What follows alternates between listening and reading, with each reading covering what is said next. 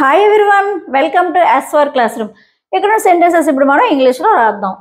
ఇంకాస్త తీసుకోండి అంటాం. దీన్ని మనం please please have some more. ఇంకాస్త తీసుకోండి, దీన్ని మనం ప్లీజ్ హ్యావ్ సమ్ మోర్ అని చెప్తాం.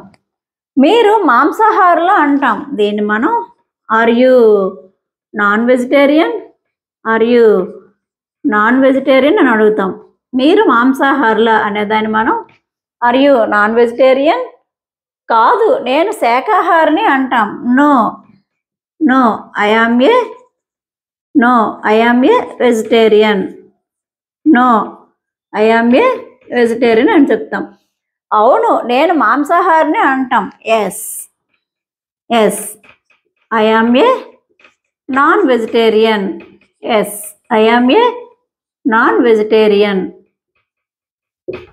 ఇక్కడ మరొక సెంటెన్స్ ఉంది. మీరు శాకాహారులా అని అడుగుతాం.